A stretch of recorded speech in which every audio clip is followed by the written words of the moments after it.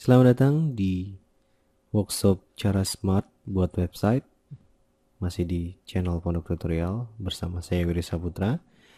Kali ini kita akan belajar bagaimana caranya embed CSS ke dalam file HTML.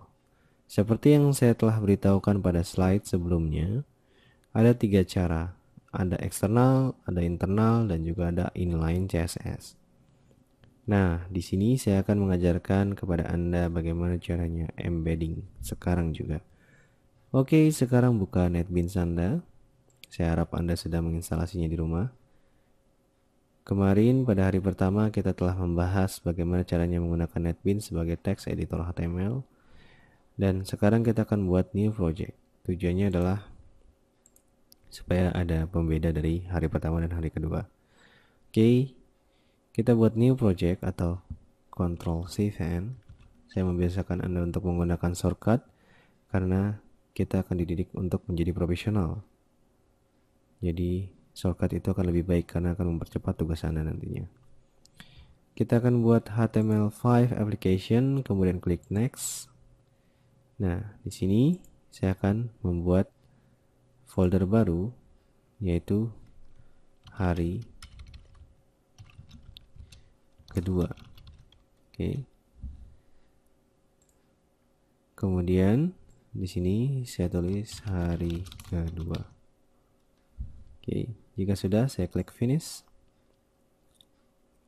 Nah, ini adalah sebuah file HTML yang langsung tergenerate oleh NetBeans. Sekarang, bagaimana caranya embed CSS ke dalam file HTML seperti ini? Yang pertama, saya akan mengajarkan kepada Anda bagaimana cara embed eksternal dari file CSS. Pertama, saya akan buat sebuah folder baru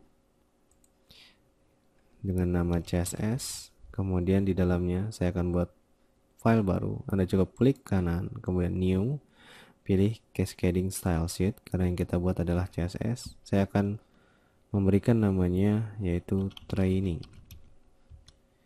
Tekan enter, maka training.css telah tergenerate. Untuk mempermudah, saya akan mengklik kanan training lalu new document tab group. Seperti ini. Nah, enaknya NetBeans atau mudahnya NetBeans adalah ketika kita membuat sebuah komponen div, maka kita memanggilnya akan sangat gampang. Masih ingat Zen coding pada pertemuan awal? Kita akan mengetikkan div, kemudian nama kelasnya apa, container, tekan Ctrl Alt N. Ketika saya mengembed si CSS ini, nah ini adalah namanya embed eksternal karena saya menggunakan link, kemudian Ctrl Alt N, lalu saya cukup tekan Ctrl spasi, kemudian pilih CSS, kemudian saya tekan lagi Ctrl spasi, pilih training.css, kemudian saya tekan Ctrl S. Jika sudah begini, maka CSS training sudah terembed ke dalam index.html.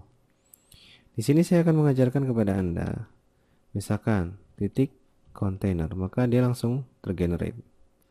Mudahnya menggunakan NetBeans adalah seperti ini. Saya akan perkecil ini.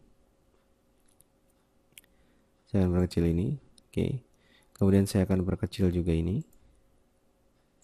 Nah, jadi saya buat di sini. Saya harap Anda tetap memperhatikan supaya Anda tidak tertinggal nantinya. Oke, saya buat seperti ini. Kemudian saya buka browser. Saya kecilkan juga. Sini.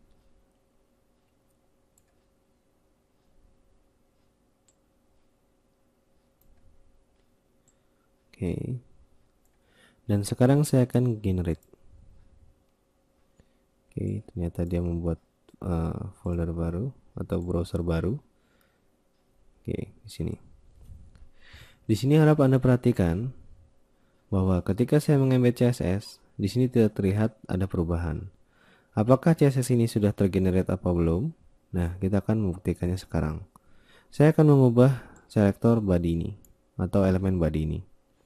Nah, Seperti sintaks dasar pada awalnya, yaitu CSS adalah selektor, kemudian kurung tutup dan buka kurawal, ada properti, titik 2, nama value-nya, kemudian titik koma. Nah, Anda harus hafalkan ini. Hal ini sangat penting. Oke. Sekarang saya akan membuat CSS untuk body, karena saya akan mengubah backgroundnya. Saya cukup mengetikkan body, kemudian seperti ini. Saya enter, kemudian saya ketikkan background. Nah, jika Anda tidak mengetahui apa isi background ini, Anda cukup tekan Ctrl spasi, maka akan muncul library dari background.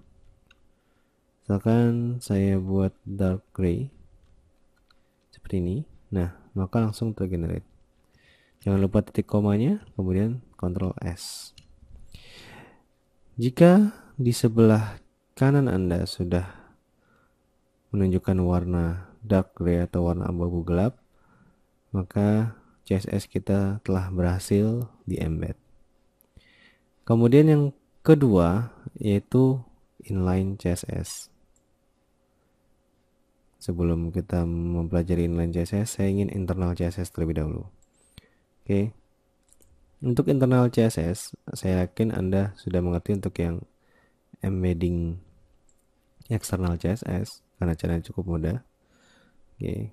Saya akan close training.css karena saya akan bermain dengan internal CSS. Oke. Caranya cukup mudah. Saya akan delete file ini. Saya tekan Ctrl S. Anda cukup mengetikkan style, kemudian Ctrl Alt N seperti ini. Nah, maka dia akan tergenerate script seperti ini. Kemudian langkahnya sama seperti tadi, kita akan menseleksi siapa. Yang kita seleksi misalkan si body. Kita ingin mengubah si body ini supaya dia backgroundnya berwarna sedikit abu-abu. Saya menggunakan hexacode di sini karena background bisa diisi dengan hexacode. Anda bisa lihat di sini backgroundnya berubah dari putih menjadi sedikit lebih abu-abu. Oke. Nah, ini adalah internal CSS. Lalu bagaimana dengan yang inline CSS? Oke, saya akan langsung praktekkan di sini. Saya akan membuat sebuah paragraf dengan menekan P. Saya akan perbesar sedikit supaya Anda terlihat. Oke, saya akan menekan P, kemudian saya tekan Ctrl Alt N. Kemudian di sini saya akan tuliskan ini adalah paragraf. Ketika saya berbicara tentang inline CSS, maka inline dia berada di dalam satu line.